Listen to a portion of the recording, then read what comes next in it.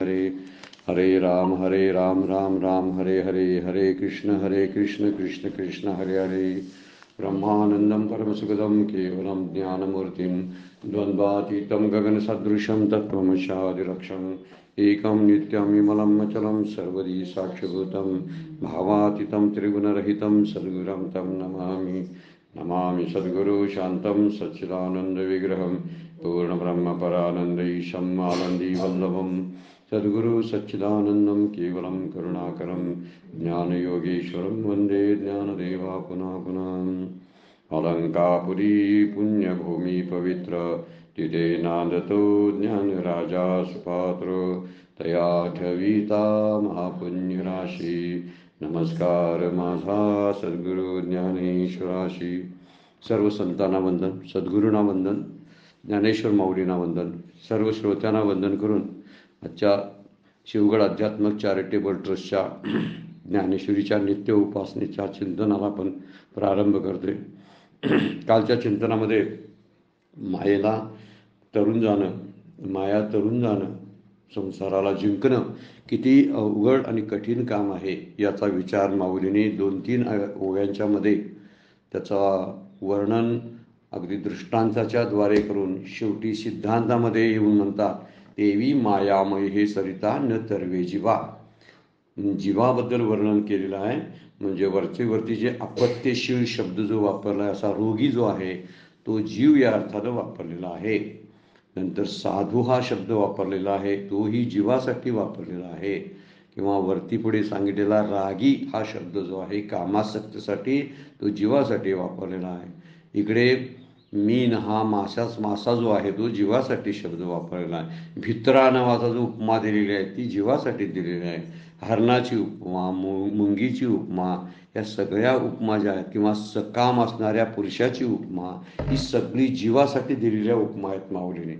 त्यामुळे या उपमेच्या द्वारे, रूपकांच्या द्वारे आणि दृष्टांताच्या द्वारे आपल्याला सिद्धांत समजायला सोपा जाईल यासाठी माऊलींनी चढे असे दृष्टांत देत गेलेले आहेत। अवघड टाकलेला आहे। सुरुवातीला एखादा रोगी आहे तो कुपत्य करतो किंवा साधूला दुर्जनांची बुद्धी कळत नाही, सोपा दृष्टांत वापरला। त्याच्यावेळी मीनाला मासेला गळ गिळता येत नाही किंवा भित्र्या माणसाला भूताला पळवून लावता येत नाही, त्याच्यावरचा दृष्टांत।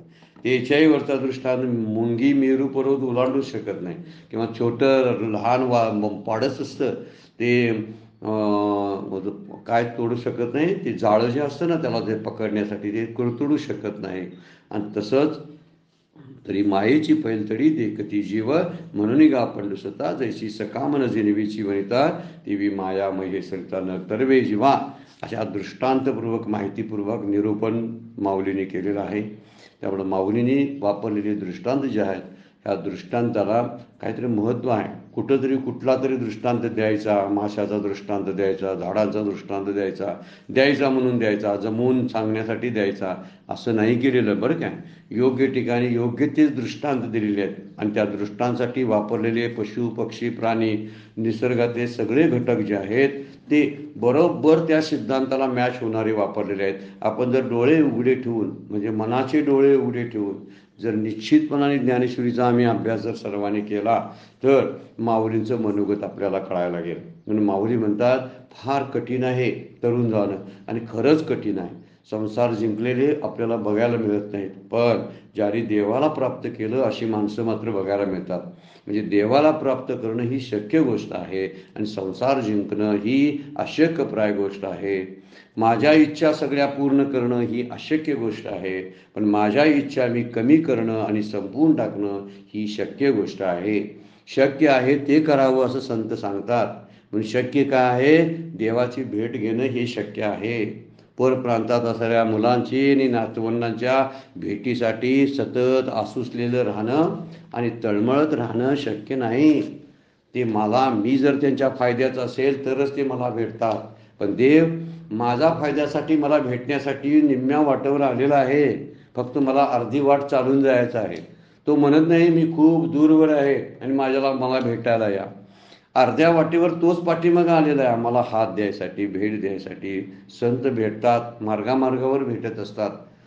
अधूनमधून मार्गदर्शन करत असतात. स्वप्नामध्ये सुद्धा आपल्याला काहीतरी दृष्टांत प्राप्त होतात. जर संतांच्या नादाला आपण लागलो ना, तर ही आपल्याला रस्त्यात एकटं सोडत नाहीत कधी, आपल्याबरोबर घेऊन जातात. म्हणून ज्या अशक्यप्राय गोष्टी आहेत त्याचं माऊलींनी वर्णन केलेलं आहे. सगळ्या संसारात त्या गोष्टी आहेत ना वरती सांगितलेल्या अशक्यप्राय गोष्टी आहेत.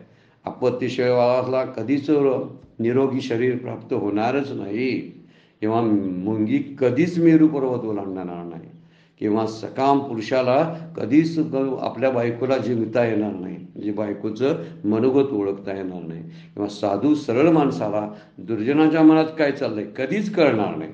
एवढं कधीच होणार नाही अशा गोष्टी माऊली बोलतात. त्यामुळे संसार कधीच पूर्ण होणार नाही. आपण ह्या पॉईंटवर आलो पाहिजे. कधीच मी पूर्ण करू शकणार नाही, मी संसार पूर्ण केला, सगळ्या बोलण्याच्या गप्पा आहेत आहे नुसत्या, ज्याची त्याची समजूत आहे माझं करून भागलेलं आहे, तर नाही काही होत. अपूर्ण राहतं त्यालाच संसार म्हणतात. त्यामुळं अपूर्णतेच्या नादाला लागू नये म्हणून माऊली आता आपल्याला इतकं धोकादायक सांगितलं, सगळे इशारे दिले, मग रडत बसायचं काय, आता मला मी माया तरून जाऊ शकत नाही, मी संसाराला जिंकू शकत नाही, मग तेव्हा मी काय करू, असा प्रश्न जेव्हा माऊलींना विचारला त्यावेळी माऊलींनी उत्तर पुढच्या ओवीमध्ये 97 नंबरमध्ये ओवीचा दिलेला आहे. अतिशय श्रेष्ठ दर्जाची सिद्धांतपर अशी ओवी नोंद करून घेण्यासारखी ओवी आहे.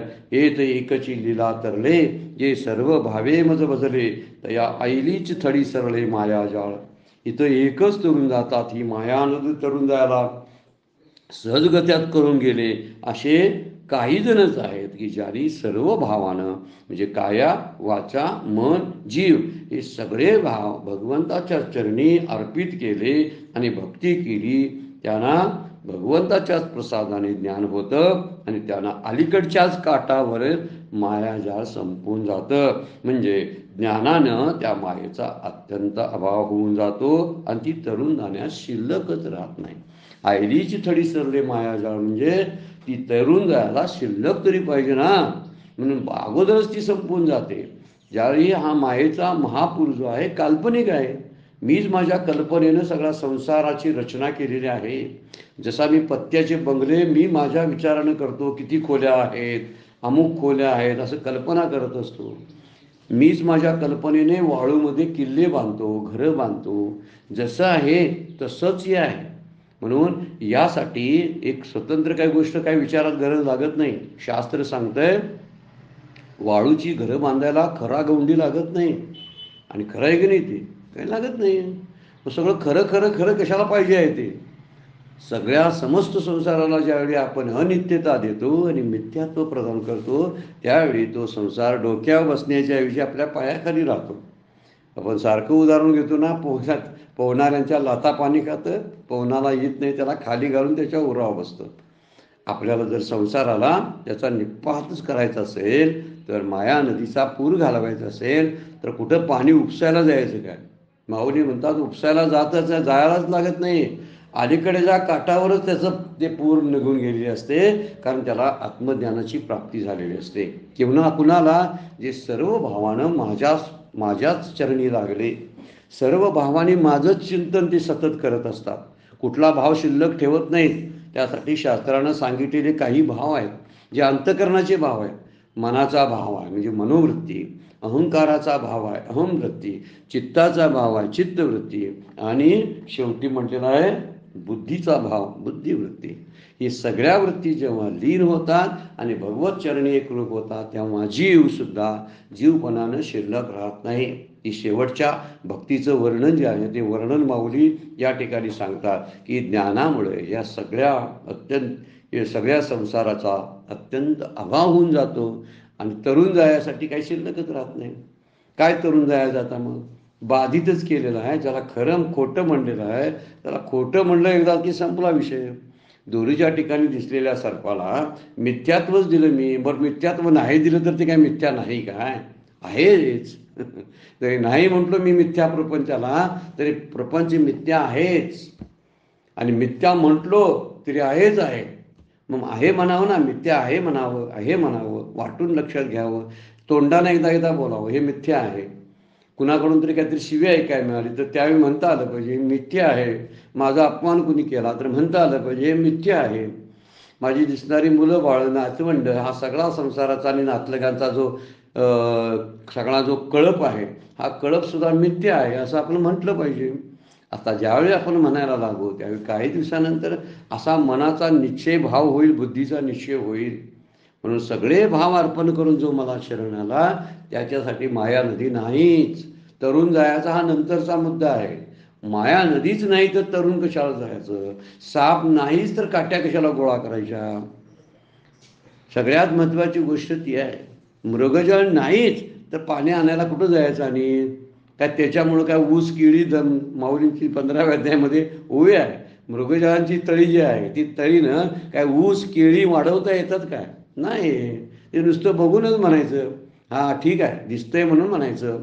म्हणून स्वतः सत्य विलक्षण शब्द जो वापरलेला आहे त्याला म्हणायचा कसा? खोटं. मग खोटं म्हणण्यापेक्षा मिथ्या म्हणावं.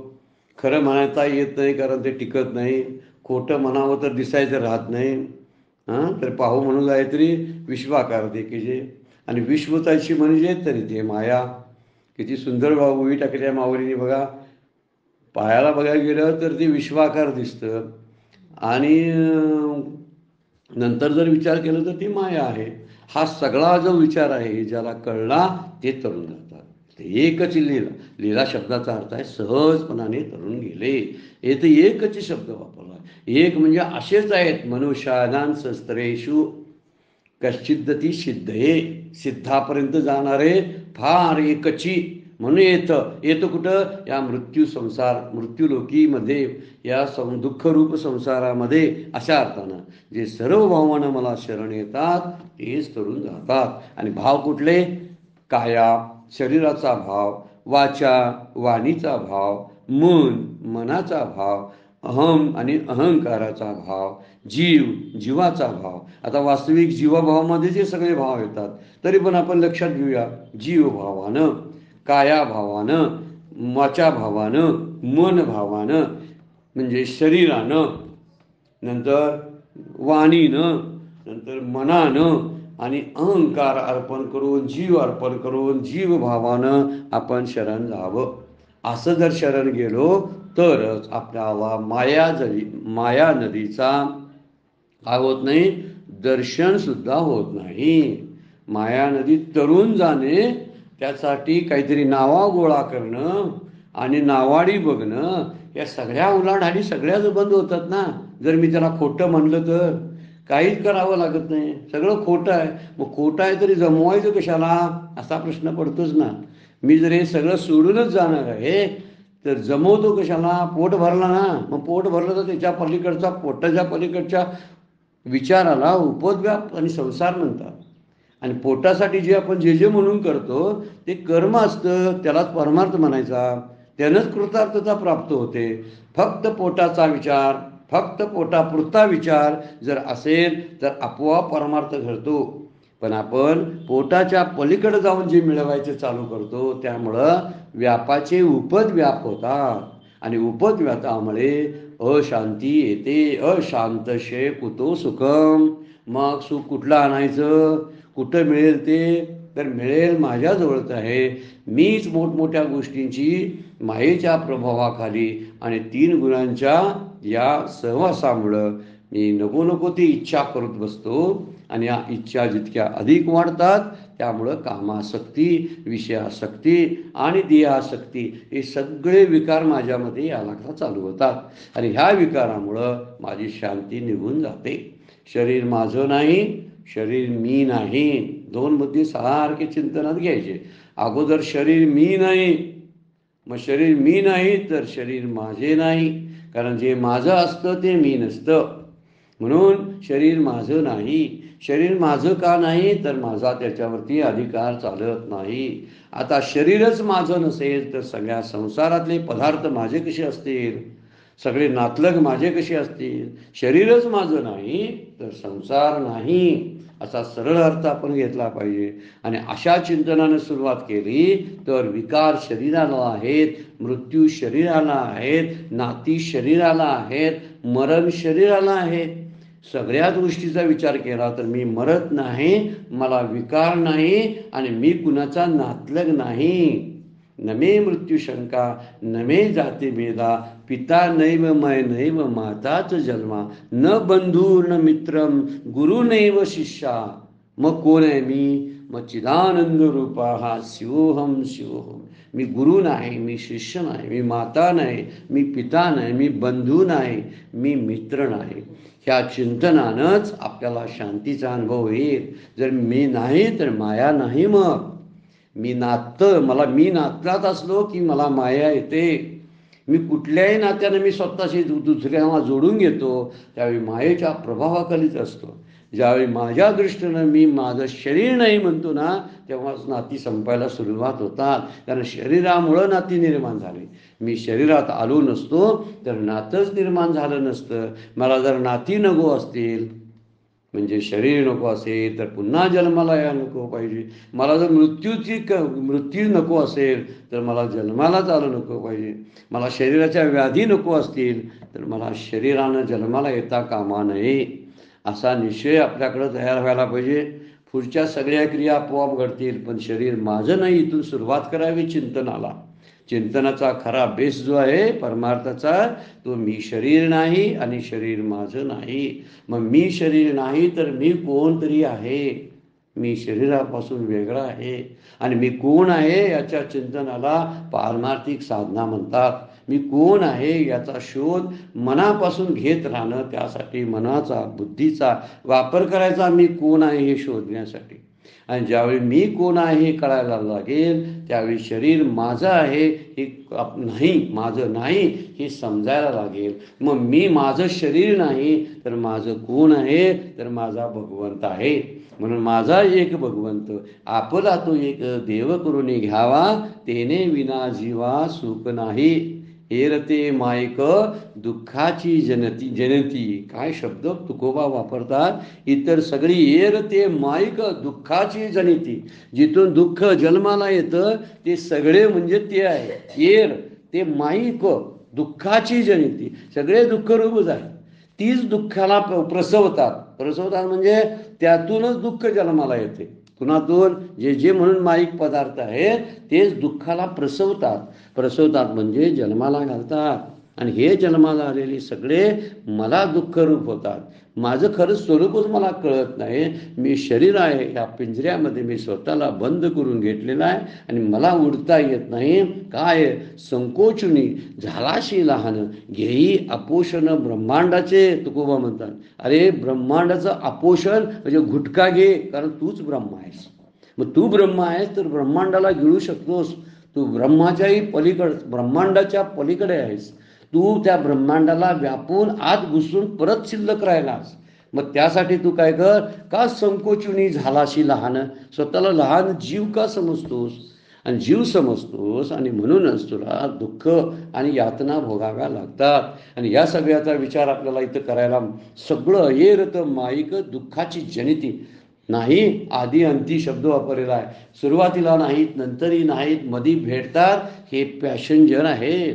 मी एक प्रवासी आहे. मी काय करतो? प्रवासी आहे. आणि या प्रवासामध्ये भेटणारे माझे सहप्रवासी को पॅसेंजर जे आहेत ते भेटत राहतात. त्या को पॅसेंजरमध्येच नवरा बायको मुलं नातवंड मित्र मंडळी हे जग या सगळ्यांना आपल्याला कुठंतरी कुठल्या स्टेशनावर हे भेटत राहतात. माझाही प्रवास संपणार आहे त्यांचाही प्रवास संपणार आहे. आज आम्ही भेटलो उद्या आम्ही भेटणार नाही याची निश्चिती जर मनामध्ये असेल तर मला त्यांच्या वियोगानं होणारा शोक यापासून मी बाजूला राहील. त्यासाठी पहिला मोहच त्यांचा टाळावा लागेल. मोह गेला की शोक संपला म्हणून समजायचं. मोह आहे म्हणून शोक आहे. मोह हा वियोगातून संयोगातून मोह होतो. मोह असतो म्हणून संयोग होतो आणि संयोग झाला की वियोग होतो म्हणून दुःख होतं म्हणून शोक होतो. म्हणून वियोग हा मोहामुळं संयोग हा मोहामुळं घडतो आणि वियोगानंतर शोक येतो. शोक याला शोकाला बोलवा लागत नाही. पण मोह मी बोलवून घेतो ना. मी आकर्षित होतो कुठंतरी त्याच वेळी मी स्वतःला थांबवलं तर मी आपोआप शोकापासून दूर पडेल. पण मी तसं करत नाही म्हणून मी शोकाकुल असतो. याचं कारण आहे इथं सहजपणे तरुण जाण्यासाठी माझ्याजवळ असणारी साधनं आहे. मला कापूर उदबत्ती यांचा विचार करावा लागत नाही देवाला. फुलं, अक्षता, गंध ही मला ह्या षोडशोपचाराचा मला हे उपचार, हे निरुपचार प्रेम आहे माझं. आणि भगवंतावर असणाऱ्या निरुपचार प्रेमा म्हणलेला तो भेटे माऊली आत्मा. ज्यावेळी निरुपचार प्रेमाला सुरू होते त्यावेळी तो आत्मा माऊली आई भेटते. माऊली म्हणजे आई, आत्मा ही आई आहे असं माऊलीने ज्ञानेश्वरीमध्ये वर्णन केलेलं आहे. तो माऊली आत्मा भेटतो. मग डिंडिमा संसारिक. मग कशाला तो डिंडिमा आहे संसारिक, मी संसारिक अशी बडबड जी आहे, जल्पपुढं शब्द वापरले. पुढच्या श्लोकामध्ये आपण बघणार आहोत. जल्पवादी असतात, अहममताचे जल्पवादी. मी माझं दुसरं काय जपत नाही. त्याऐवजी राम कृष्ण हरी, राम कृष्ण हरी, श्रीराम जयराम जय जयराम म्हणायला पाहिजे ना. तर मी माझं सारखं माझं म्हटलं की दुःखाला सुरुवात झाली. माझा मुलगा, माझी सून, माझी मुलगी, माझा जावई, माझे मित्र, माझा वडील, माझा बाप, माझा नवरा, माझी बायको, मला दुसरा काही शोकाशिवाय काहीच वाटण्याला येणार नाही. माझेपणामध्ये शोक आहे, म्हणून मीपणामध्ये मोहाची सुरुवात होते आणि माझेपणामध्ये त्याच्या शोकामध्ये रूपांतरित होते. हा प्रवास, मी हे या पृथ्वी तलावरला एक प्रवासी आहे आणि हे जग म्हणजे धर्मशाळा आहे. या धर्मशाळेमध्ये, संसाररूपी धर्मशाळेमध्ये 2 दिवसाचा 4 दिवसाच्या मुक्कामासाठी मी आलेला एक पॅसेंजर आहे. पॅसेंजरनं इथल्या कुठल्या वस्तूच्या विषयीची अभिलाषा धरायची नाही. धर्मशाळेमध्ये काही वस्तू असतात, पडलेल्या असतात, गाद्या असतात, चादरी असतात, त्या तिथंच ठेवायच्या असतात. तो म्हणत नाही झोपणारा धर्मशाळेमध्ये ही माझी गादी आहे, हे माझं अब्र आहे, ही माझी उशी आहे असं म्हणत नाही. त्या असणारे फॅन जे असतात धर्मशाळेमधले, हा माझा फॅन आहे असं म्हणत नाही. का कटकट वाचतोय, मला कसं फसवलं फॅन विकणाऱ्या माणसानं, याचा विचार धर्मशाळेतला माणूस करत नाही. वाजून तिकडं त्यांचे ते व्यवस्थापन करणारे आहे ते बघून घेतील. मी 2 दिवस राहणार आहे काय, फॅन दुरुस्त करत बसू काय मी आणि माझा प्रवास पुढचा राहू दे काय. फॅन दुरुस्त करणं म्हणजे संसारातल्या बऱ्याचशा गोष्टी दुरुस्त करत बसणं. माझ्या मुलाला दुरुस्त करायचं, माझ्या सुनेला दुरुस्त करायचं, माझ्या नातलगांना दुरुस्त करायचं, माझ्या शरीराला दुरुस्त करायचं. दुरुस्तीची आशा ठेवायची, कधीतरी होईल म्हणत डोळे झाकायचे. मी दुरुस्तीसाठी आलेलं नाही. जे आहे तसं पहा, जे आहे तसं स्वीकारा, त्याशिवाय गत्यंतर नाही. गत्यांतर म्हणजे गती अंतर नाही असा त्याचा अर्थ आहे. जर असा विचार जर आपण करायला लागलो तर माझ्याजवळ असणारे जे सगळे आहेत ते को पॅसेंजर आहेत, वस्तुरूपांसुद्धा आहेत. ते सगळे जे मला भेटतात ते तात्पुरते भेटत असतात आणि तात्पुरत्या भेटीला मी माझा हक्क समजू शकत नाही. मी त्यांच्यावर मालकी व्यक्त करू शकत नाही. धर्मशाळेतल्या, मठातल्या, आश्रमातल्या कुठल्या याच्यावरती राहणारी व्यक्ती हक्क सांगते का? नाही सांगत. एखादा ट्रस्टी असतो, तो ट्रस्टी त्या आत असणाऱ्या एखाद्या ट्रस्टमधल्या कुठल्या गोष्टीवर हक्क सांगत नाही. आता ते पण अपवादात्मक आहेत. काही ट्रस्टी हक्कसुद्धा सांगायला चालू करतात. तो एक भाग वेगळाच आहे. ते खरे संसारिक म्हणायला पाहिजेत, कारण आम्ही संसार हा ट्रस्ट आहे आणि त्या संसारातला मी ट्रस्टी आहे. ट्रस्टीने कसं वागायला पाहिजे, हे माझं काही नाही, न मम न इदम मम, हे जे आहे इदम मम न मम, हे माझं नाही. हे माझं नाही जर म्हणायचं झालं मग आणखीन काय, त्याची दुखणीने खुपणीने त्यांची बिघडणी मला काय उपयोग पडणार आहे. पाहुण्याच्या घरातलं काहीतरी बिघडलेलं मला परिणाम कुठं करते, काही करत नाही. कारण मी ठरवलं हे माझं नाही, पाहुण्यांचं आहे. पाहुण्यांचं आहे ना विषयच. हे आहे ते देवाचे, हे जे तुझे काहीच नाही. कशाला विचार करतोस तू, भुलला आहेस काय, चुकून याला जाई जे ती चालते. ते समर्थ सतत वर्णन करून आपल्याला सांगतात, जा ना तुझ्या तू घराला, कशाला पाहुण्यांच्या घरामध्ये मुक्काम वाढवायला काय करतात, आग्रह करतात म्हणून राहायलाच तू राहा ना. पण माझं कशाला म्हणतोस, त्यांच्या घरात जाऊन माझं टी व्ही म्हणतोस, माझा फ्रीज, माझा एसी म्हणतोस त्यांच्या घरात जाऊन, नाही म्हणणार ना. तसं याला सुद्धा या संसाराच्या पदार्थांना माझं म्हणू नको ना. म्हणून मायेच्या प्रभावाखाली आहेस. ही सहज माया कोण तरून गेले, एकची म्हणजे कोण, तर जे असे आहेत की ज्यांनी काया वाचा मन भाव अहंभाव जीव भाव सगळं भगवंताला अर्पण करून टाकलं. सर्व भावानं शरणाले येते एकची लीला तरले. कोण, जे सर्व भावे मुझ बोलले त्यांना आयरीच थडीला अलीकडच्या काठावरच मोह नदीच्या या प्रवाहाचा, तडाख्यांचा, भुवऱ्यांचा, वळणांचा काहीही त्रास नाही. त्याला नाव घ्यावी लागत नाही, वलवायसाठी नावाडी लागत नाही, कारण नदीच नाही. नदी नसेल तर प्रवास किती सुखाचा आहे. मग प्रवासच संपला. आता पलीकडच्या काठावर तरी कशाला जायचं? हा मुद्दा आहे ना. मी कल्पनेनं नदी तयार केली होती. मग कल्पनेनं नदीच्या अलीकडचा काठ कल्पनेतला, पलीकडचा काठ कल्पनेतला.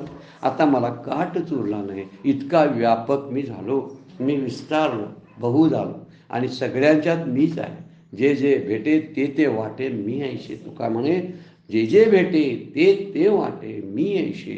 सगळं मीच भरून राहिलो अशी भावना ज्यावेळी होते तेच तरले. जे सर्व भाव हे माझं बदले म्हणून एत शब्द वापरलेला आहे की काया वाचा मनानं मृत्यूलोकामध्ये. इथं म्हणजे मृत्यूलोकामध्ये ती जे आहे ते तळून जातात. म्हणून त्रिगुणात्मक असणाऱ्या मायेत आणि या संसारामध्ये यासाठी एथ शब्द वापरलेला आहे. एत शब्द त्याच ठिकाणी आहे. इथं म्हणजे आता आपण जगतो त्या संसारामध्ये जे एकची म्हणजे जे एक म्हणजे सर्वांना ते कठीण आहे, काहींना जमतं, काहींना जमणार आहे, म्हणून एकची शब्द वापरला. दुसरे कोण तसं करू शकत नाहीत बरं काय. म्हणून एकची शब्द म्हणून काही म्हणजे जे सर्व भावाने भगवंताला शरण जातात तेच तरुण जातात. म्हणून माऊलींची ओवी फार सुंदर आहे 12वर. अनेक जे जे सर्व कायिक वाचिक मानसिक भाव तया मी वाचून धाव आणवती नाही. त्याला त्या भक्ताला माझ्याशिवाय आणि धावणंच नसतं. मी भेटलो की त्याचं धावणं आता निश्चिंतीने पावलो विसावा कुंटली या धावा तृष्णेची या तुकोबा म्हणतात. तुकोबा कुठंतरी थांबलेत ना. आपण थांबत नाही हो, फक्त धावतो. मग घाम्याघूम होतो, अंग दुखतं, डोकं दुखतं, शरीर मग काय ग्रासलेलं असतं रोगानं धावण्यामुळं. जरा बसा ना, शांत विश्रांती घ्या. माझ्या धावायची मुळं संपलेली आहे. मी धावत होतो, आता 50 आली. आता मला धावायचं थांबायचं आहे, मला विश्रांती घ्यायची आहे. कुठेतरी शांत झाड बघावं, ज्ञानेश्वरीसारखं झाड बघावं आणि त्याच्या विश्रांतीला जावं. अत्यंत सुंदर असं माऊली शीतल वाऱ्याखाली झुळकेखाली आणि आपल्याला पंख्याला वारं घालून झोपवतील. वारं कसलं? ओव्यांचं. अशा ओव्या म्हणत आपल्याला माऊलींची ओव्या आहे 12व्या अध्यायामध्ये. काय म्हणतात, कसला पाळणा केला आणि त्या पाळण्यात सोहमचा आणि झुलवत राहतात. ते काय सुंदर कल्पना मांडतात माऊली. खरंच आहे. असं एखादं झाड बघावं ज्ञानेश्वरीसारखं आणि तिथंच मुक्काम ठोकावा आणि म्हणजे विश्रांतीचा अनुभव घ्यावा. विश्रांतीनंतर शांती येते आणि शांतीनंतर मोक्ष तिथंच असतो. असा विचार जर आपण करायला लागलो तर निश्चितपणाने या गोष्टीचा आम्हाला अंदाज येईल. अनेक जे जे सर्व जे कायिक मासिक कायिक वाचिक मानसिक भाव तया मी वाचुनी धाव अनवती नाही. अनवती नाही म्हणजे दुसरं त्याच्या मनात काय नसतं. म्हणून देहभाव, वाचा भाव, मनाचा भाव, शेवटी जीव भाव अर्पण करून टाकावा. तुकोबा कसा अभंग सांगता, घेई घेई माझे वाचे गोड नाम विठोबाचे. झाली वाचा अर्पण झाली बघा. वाचेचा भाव अर्पण झाला. वाचेचा भाव अर्पण करणं म्हणजे सतत मुखानं भगवंताचं नामस्मरण करणं. हरिमुखे म्हणा, हरिमुखे म्हणा, पुण्याची गणना कोण करी, हा वाचिक भाव आहे. हा वाचिक भाव त्या ठिकाणी अर्पण करावा. एक मनाचा एक भाव, देहाचा भाव आहे. हे देहभाव हा देह नाशिवंत आहे आणि असला नाशिवंत तरी तेच माझ्या परमेश्वर प्राप्तीचं साधन आहे. ही गोष्ट विसरता कामा नये. म्हणजे त्याचं मूल्य आणि मर्यादा आपल्याला समजतात. माझे सद्गुरू सांगतात प्रत्येक गोष्टीला मूल्य असतं आणि प्रत्येक गोष्टीला मर्यादा असते. ही मर्यादा आणि मूल्य ज्याला समजलं. आणि शरीराचं मूल्य काय, तर शरीरानं परमार्थ करता येतो, हे मूल्य आहे. शरीराची मर्यादा काय, शरीर नाशिवंत आहे ही त्याची मर्यादा आहे. त्या शरीराला आयुष्य आहे आणि त्याला एक्सपायरी डेट आहे. आणि या सगळ्या गोष्टीचा विचार जर आपण करायला लागलो तर निश्चितच आपल्याला घेई घेई माझे वाचे म्हणजे वाचा भाव अर्पण करता येतो. गोड नाम विठोबाचे, डोळे तुम्ही घ्या रे सुख, पहा विठोबाचे मुख. डोळे म्हणजे हा देहाचा भाव आहे आणि तुम्ही ऐका रे कान माझ्या विठोबाचे गुण, हा देहभाव अर्पण करणं आहे. डोळ्याचं पाहणं आणि कानांचं ऐकणं हा देहभाव अर्पण करण्यासारखा आहे. मनात येते धाव घेई राहे विठोबाचे पायी हा मनाचा भाव अर्पण करावा. हे मना तू इकडं तिकडं जाऊ नकोस, मना धाव घे, पण कुठं धाव घे? राहे विठोबाचे पायी. ते तुझं घर आहे, त्याच घरात तू तू तुझं जन्माला आलास, तुझा शेवटही तिथंच आहेस. म्हणून तुझा शेवट जिथं आहे तिथंच तू जा, इतरत्र नाही. हे घर तुझं नाही, ह्या घरावर बरेच जण मालक आहेत. ढेकण म्हणती घर माझे, पिसवा म्हणती घर माझे, पाली म्हणती घर माझे. हे घर कुणाचे? समर्थांनी चोख असे प्रश्न निर्माण केलेले आहेत. कुणाचे आहेत रे? कुणाला तरी विचारा, कुणाला तरी विचारा. किती वासी व्यर्थ का वाढवजे, विचारून पाहिजे पायी इथे कोण तुझे. जरा तरी विचार कुणाला तरी विचारून झालं की तुला स्वतःला विचार, माझं कोण आहे, तू कुणाचा आहेस हे बघ तरी. माझं कोण आहे झाला, विषय संपला. माझं कोणच नाही, मग तू कुणाचा आहेस तरी बघ. मग तू कुणाचा? तू देवाचा. तुला जन्माला देवानं घातलाय म्हणून तू देवाचा आहेस. आई बाप माझे, मग ते माझे राहिले नाहीत, गेलेत ना सोडून मला. आता मुलं, ते आईबाप मरून गेले म्हणून सोडून गेले, आणि मुलं नोकरीला गेले म्हणून सोडून गेले. दोन्ही मेलीच ना माझ्यासाठी दोन्ही मेलेलीच आहेत. ती का दिसत नाही त्याचा अर्थ मेलीतच ना. हा अर्थ काय? सोपा आहे. मी ज्यावेळी मुंबई सोडले आणि कोल्हापुरामध्ये आलो, तर मुंबई माझ्यासाठी मेली ना. माझं काय संबंध आहे मुंबईचं सांगा बघू. मी जोपर्यंत असतोय तोपर्यंत असते ती. मी कोल्हापूर सोडून मुरगुडच्या ठिकाणी गेलो तर कोल्हापूर माझ्यासाठी मेलं ना. असा सगळा विचार केव्हा करता येईल आपल्याला?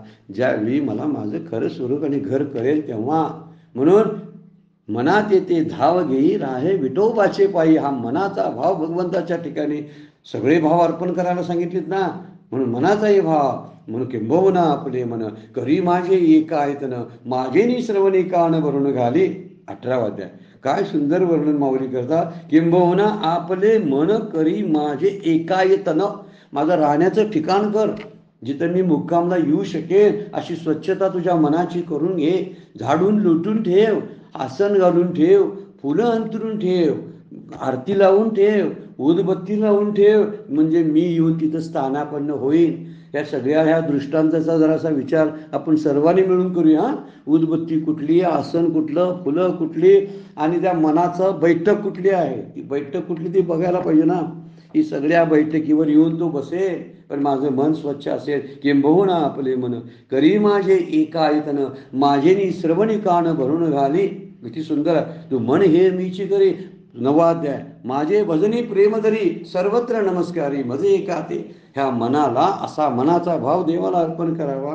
देहभाव अर्पण केला, वाचाभाव अर्पण केला, मनभाव अर्पण केला. तुकोबांची शेवटची ओळ आहे बघा अभंगातली. आपल्याला अभंग पाठ असेल असं, कारण बरेच वेळा हा अभंग म्हणण्यातला आहे. शेवटी म्हणता तुका म्हणे जीवा नको सोडू रे केशवा. या जीवा तू आता या केशवाला सोडू नकोस. हा जीव भाव अर्पण केला. किती भाव आहे तुकोबारांच्या अभंगामध्ये? वाचा भाव, शरीर भाव. शरीर भावासाठी 2 ओळी खर्च केल्यात. काय? तुम्ही ऐका रे कान माझ्या विठोबाचे गुण, आणि डोळे तुम्ही घ्या रे सुख पहा विठोबाचे मुख. हा शरीर भाव आहे. मनात येते धावगी ही राहे विठोबाचे पायी हा मनाचा भाव आहे. आणि तुका म्हणे जीवा नको सोडू रे केशवा हा जीव भाव आहे. या 4 भावांना आपण जेव्हा उमुक्त होतो आणि त्याच्या चरणी लीन होतो, त्यावेळी माझ्यासाठी त्याग आणि वैरागी ह्या गोष्टीसुद्धा निघून जातात. वैराग्य कुठंपर्यंत? काहीतरी सोडायचं असतं तोपर्यंत. सोडायचं काय असतं? जेव्हा जोपर्यंत मी माझं म्हणतोय तोपर्यंत. चिंतन करा बरं का या वाक्यावरती. मी आत्ता बोललो जे माझ्या तोंडातून वाक्य आलं त्या वाक्यावरती, हे माझं वाक्य नाही बरं का, माऊलींचं वाक्य आहे. ते माऊली म्हणतात वैराग्याने सोडणं त्या कुठंपर्यंत असतो? शिल्लकच राहत नाही ना. काय सोडायचं? सोडायला माझं म्हणेल त्याला सोडायला येणार आहे. जो माझंच काय म्हणत नाही त्याला सोडणं कुठलं शिल्लक आहे सांगा बघू? काय सोडायचं आहे ज्यानं माझंच म्हटलेलं नाही? ताजमहाल माझा नाही. आता मी ताजमहाल सोडला म्हणू काय? मी म्हणू काय? नाही म्हणणार मी. कशाला म्हणू? माझा नाहीच ताजमहाल, तर मी माझा मी म्हणू म्हटलाच नाही, तर आता मी म्हणू मी ताजमहाल सोडून दिलाय बघा, तुम्हाला पाहिजे असेल तर घ्या जावा. ह्याला काय अर्थ आहे कुठल्या? म्हणेल तर तो कशाला सांगा बघू? असं म्हणणारच नाही. शांतपणे बसून विचार करावा. मला सोडण्याला आणि त्यागाला खरी किंमत त्याच वेळी येते ज्यावेळी माझं पण संपतं. त्यावेळी माझं पण आहे म्हणून त्याग आहे, माझं पण आहे म्हणून वैराग्य आहे. वैराग्य कशाचं? सोडण्याचं आहे. सोडण्यालाच वैराग्य म्हणतात. सोडण्याचा त्याग आणि मनातून काढून टाकण्याचा वैराग्य आहे. ज्यावेळी वैराग्य दृढ होतं त्यावेळी माझं पण संपून जातं. आणि माझं पण संपलं की सोडायचं बाकी काही शिल्लक राहतं सांगा ना. मग सोडायला तरी कशाला पाहिजे आहे? मग इथं काही सोडायचं नाही आणि इथं काही स्वीकारायचं नाही. स्वीकारलं की सोडावं लागतं. म्हणून सोडायची कृती करावी लागते. त्यासाठी साधना करावी लागते. साधना कशासाठी? तर मला माझंच स्वरूप कळलं नाही. शास्त्र दोघांनाही मूर्ख म्हणतं. संसार करणाऱ्यांना आणि परमार्थ करणाऱ्यांना दोघांनाही कळतं. म्हणतं की मूर्ख आहेत. काय विशेष गोष्ट आहे. संसार करतो की काय संसाराला काय फळ नाही. ते फळ ना तुरुंबिता काय म्हणलेला? फल ना फुल ना तुरुंबिता, फळ ना चुंबिता. इथं जे आहे ते रुखची एक 15व्या अध्यायामध्ये म्हटलं की झाडच आहे. इथं फळ नाही, या झाडाला फूल नाही. फूल नसेल तर सुगंध कशाचा घ्यायचा? फळ नाही तर रसास्वाद कशाचा घ्यायचा? मग मला मी कशाला काय करायला नाही? असा हा संसार नावाचा वृक्ष आहे. आता इथं काहीच नाही आहे तर त्याचं काय आस्वाद कशाचा घ्यायचा आहे? त्यामुळे काय सोडायचं आहे? काय घेतलं असेल तर सोडायला पाहिजे ना. घेण्याचं ओझं कशाला घ्यायचं? मग सोडण्याचं ओझं. म्हणून म्हणतात आहे संसाराला फळ नाही हे माहीत असून सुद्धा संसार करतात ना. म्हणून मूर्ख आहे संसार करणारे. आम्ही म्हणजे मी म्हणतो मी संसार करतो ना, मला माहितीच नाही मी मूर्ख आहे. कसं की मला माहीत आहे की त्याला फळ नाही. कसलं फळ मिळालं आत्तापर्यंत कुणाला? संसाराला फळ आहे? कुठलं फळ आहे? काहीच नाही. फळ नाही म्हणजे त्या वृक्षाला फळच येत नाही, फुलं पण येत नाही. फळं कशी येतील सांगा बघू? काहीच नाही त्या वृक्षाला, संसार वृक्षाला. संसार वृक्षाला फळं नाही तर फळ नसताना सुद्धा मी संसार का करतो? मूर्ख आहे म्हणून. आता परमार्थ का करतो? तर माझं स्वरूप माझं नित्य स्वरूप आहे, माझ्याजवळ आहे. मी बापकत्वाला सगळाच आहे असून सुद्धा मला कळत नाही ना. आणि ते कळायसाठी मी परमार्थ करतो. मी मूर्ख नव्हे काय? माझ्याजवळ जे आहे ते मला समजावं म्हणून मी परमार्थ करतो. बाकी काय करतो? म्हणून शास्त्र म्हणते परमार्थ करणारे आणि संसार करणारे दोन्ही मूर्ख आहेत. एक आहे त्यातला राजस मूर्ख संसार करणारा आणि एक आहे सात्विक मूर्ख जो परमार्थ करतो. परमार्थ करू नये असं नाही बरं का. समजून घ्यावा, विचार करावा. विचार जेव्हा येते बरा निश्चय शाश्वताचा करावा. येथे विचारच केला पाहिजे. विचारता निरसरी प्रपंच सर्वाने देखे सारासार विचारता. येथे सारस कसं नित्य आहे ते साराचा विचार करायला पाहिजे. आणि म्हणून इथं म्हणलेलं आहे की माझा देह भाव भगवंताच्या चरणी अर्पण करायचा आहे. रामरक्षा स्तोत्रामध्ये फार सुंदर वर्णन केलेलं आहे. आपण गुढीपाडव्याच्या कालावधीमध्ये मधून घेतला असेल. हे रामरक्षा स्तोत्र जे आहे तो गुढीपाडव्याच्या कालावधीमध्ये आपण पूर्ण झाला असेल. म्हणतात ना गुढीपाडव्यापासून रामनवमीपर्यंत 9 दिवस या नवरात्राचा उत्सव कसा साजरा करायचा? तर रामरक्षाच्या स्तोत्राच्या द्वारे 11 वेळा 13 वेळा असं काहीतरी म्हटलं असाल आपण. रामरक्षामध्ये एक फार सुंदर श्लोक आहे. श्री रामचंद्र चरणो मनसा स्मरामी, श्री रामचंद्र चरणो वचसा गृणामी, श्री रामचंद्र चरणो शिरसा नमामी, श्री रामचंद्र चरणो शरणम प्रपदे. किती सुंदर श्लोक आहे बघा. काय म्हणतात? श्री रामचंद्र चरणो मनसा स्मरामी. हा मनभाव अर्पण केलेला आहे. मनाचा भाव, मनानं स्मरण श्रीरामाच्या चरणाचं करायचं याला मनभाव अर्पण करणं म्हणतात. श्रीरामचंद्र चरणो वचसा गृणामी. गृणामी म्हणजे मी त्याचं कीर्तन करतो, भजन करतो, गुणगान गातो. कशानं? वाचेनं. हे वाचा भाव, वाणीचा भाव अर्पण करणं आहे. श्रीरामचंद्र चरणो शिरसा नमामी. शिरीस म्हणजे शरीर. या शरीराला मी लमवतो, नम्र होतो त्याच्या चरणावरती. म्हणजे शिर नमवणं, शिर वाकवणं म्हणजे देहभाव अर्पण करणं, देहभावानं शरण येणं. आणि चौथं काय म्हणलं? श्रीरामचंद्र चरणो शरणम प्रपद्ये. सगळं शरण पूर्णपणाने जीवभाव अर्पण करणं. सगळं देवाला द्यायचं. आणि आत्मनिवेदन भक्ती म्हणजे 9 भक्तीचा शेवट या 9व्या दिवशी होतो. नवमी आहे. आणि हे म्हटलंय श्रवणानं सुरून झालेला आत्मनिवेदनामध्ये विलीनता असते. म्हणून म्हणलेलं श्रीरामचंद्र चरणो मनसा स्मरामी श्रीरामचंद्र चरणो वचसा गृणामी श्रीरामचंद्र चरणो शिरसा नमामी श्रीरामचंद्र चरणो शरणं प्रपद्ये. किती सुंदर विचार सांगितलेला आहे. म्हणून इथंच माऊली त्यासाठी म्हणलेलं आहे की सर्व भावानं भगवंताला शरण गेलं पाहिजे. जेव्हा आपण सर्व भावानं शरण जातो त्याच वेळी इथं ही माया नदी, दुस्तर असलेली माया नदी या संसारामध्ये तरून जाता येते. इथंच त्यालाच तरून जायचं आहे. संसारामध्ये राहूनच संसार जिंकायचा आहे. संसारामध्ये राहूनच तो आपण प्रयोग करायचा. इथं म्हणजे या संसारामध्ये एकच तरले कोण?